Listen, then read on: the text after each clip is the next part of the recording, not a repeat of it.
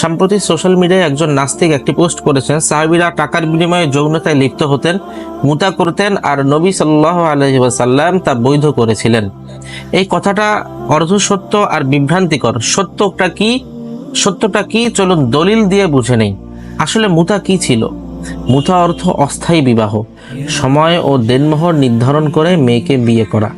এই প্রথা জাহিলিয়াতের যুগ থেকে চলে আসছিল। ইসলাম আসার পর ধাপে ধাপে সমাজ সংস্করণ হয়। এটি ইসলামের প্রাথমিক যুগে কিছু সময়ের জন্য অনুমোদিত ছিল, কিন্তু পরবর্তীতে চিরতরে হারাম করে দেয়া হয়। নবী করিম সাল্লাল্লাহু আলাইহি ওয়াসাল্লাম মুতা বিবাহ হারাম করেছেন, সহিহ হাদিস দ্বারা প্রমাণিত। সাহাবীরা ছিলেন এমন এক মানুষ যারা গুনাহে পড়ার ভয়ে কাঁপতেন। তাদের প্রবৃত্তি ছিল প্রবল, কিন্তু আল্লাহর ভয় ছিল তার থেকেও বেশি। তারা রাসূলুল্লাহ সাল্লাল্লাহু আলাইহি ওয়াসাল্লামের কাছে এসে প্রস্তাব করলেন যুদ্ধের ময়দানে, ইয়া রাসূলুল্লাহ, আমরা কি নিজেদের খোঁজা অর্থাৎ যৌন শক্তিহীন করে ফেলবো? ইবনে মাজার 1961 নম্বর হাদিস। খোঁজা বলতে বোঝায় হলো স্থায়ীভাবে নিজের যৌন ক্ষমতা নষ্ট করে ফেলা। এতটাই গভীর ছিল তাদের তাকওয়া।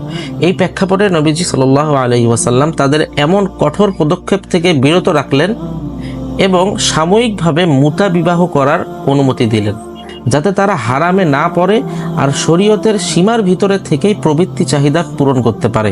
এই কারণেই মুতা তখন সাময়িকভাবে বৈধ ছিল, শরীয়তের আদেশ অনুযায়ী গুনাহ থেকে বাঁচার জন্য, কোনোভাবেই লালসা ও কামনা বাসনার খুশি মতো নয়।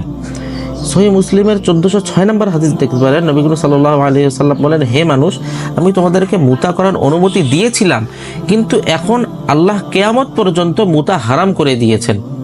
অতএব যার কাছে এমন কোনো নারী আছে সে যেন তাকে ছেড়ে দেয়।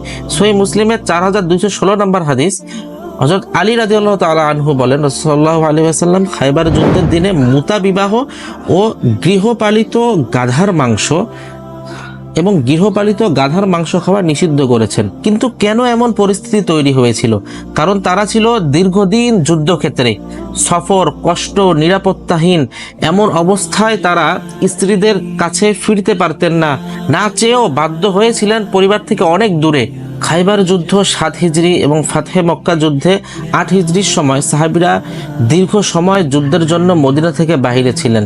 সহিহ মুসলিমের 1405 নম্বর হাদিস, জাবির রাদিয়াল্লাহু তাআলা জাবের ইবনে আব্দুল্লাহ রাদিয়াল্লাহু তাআলা বলেন, আমরা রাসূলুল্লাহ সাল্লাল্লাহু আলাইহি ওয়াসাল্লামের যুদ্ধ করেছিলাম, তখন আমাদের স্ত্রীগণ ছিল না। তখন তিনি আমাদেরকে মুতা করার অনুমতি দেন কিছু সময়ের জন্য। অনেক সাহাবী মাসের পর মাস, কেউ 6 মাস, কেউ তার চেয়েও বেশি যুদ্ধক্ষেত্রে থাকতেন। তখন যোগাযোগের উপায় ছিল না, নিরাপদে যাতায়াতের ব্যবস্থা ছিল না, পরিবারের কাছে যাওয়া ছিল অসম্ভব বা অত্যন্ত ঝুঁকিপূর্ণ। সাহাবীরা যদি চুপচাপ হারামে পড়ে যেতেন তাহলে সমস্যা হতো দিনের জন্যই, কিন্তু তারা রাসূলের কাছে গিয়ে গুনাহ থেকে বাঁচার রাস্তা চাইলেন। সেই প্রেক্ষাপটে নবী করিম সাল্লাল্লাহু আলাইহি ওয়াসাল্লাম বললেন, তোমরা চাও না আমি হালাল রাস্তা দেখাই? আর তাই তিনি সাময়িকভাবে যুদ্ধকালীন বিশেষ পরিস্থিতিতে মুতা বিবাহ বৈধ করেছিলেন, শরীয়তের সীমার মধ্যে থেকে প্রবৃত্তি চাহিদা পূরণের জন্য। এই বাস্তবতা না বুঝে যারা বলে সাহাবীরা টাকার বিনিময়ে যৌনতা করতেন, তারা চরম মিথ্যাবাদী ও ইসলাম বিদ্বেষী। তারা সাহাবীদের তাকওয়া ও কোরবানি গোপন করে, কামনা করে মুসলমানদের ঈমান নষ্ট করতে।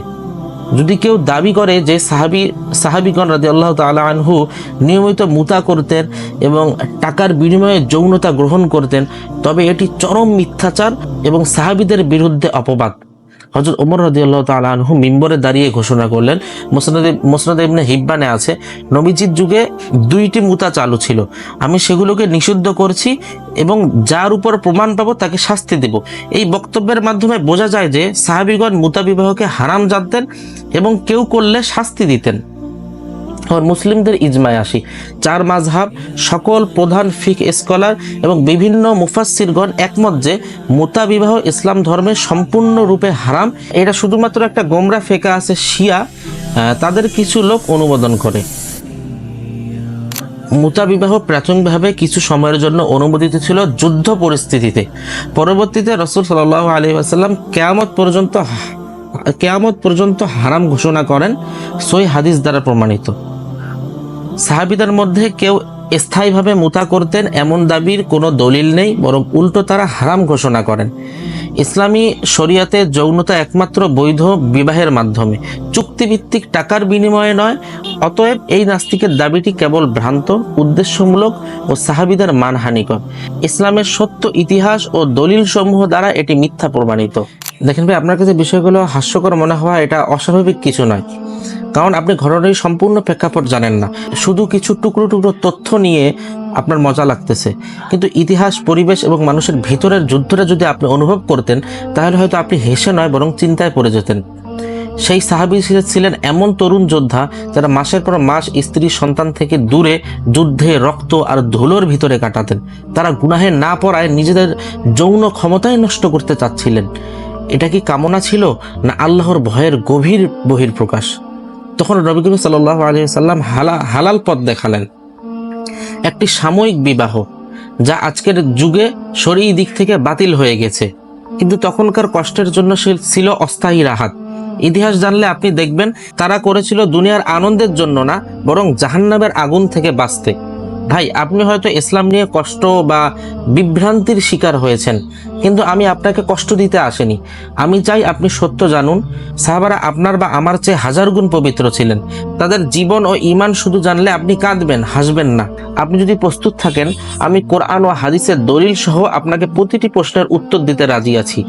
আপনি মানুষ, তাই প্রশ্ন করবেন, এটাই স্বাভাবিক, কিন্তু উত্তর জানলে মনে হয় আপনি আর এভাবে উপহাস করতে পারবেন না। চলুন আমরা সত্যকে হেসে উড়িয়ে না দিয়ে খুঁজে বের করি।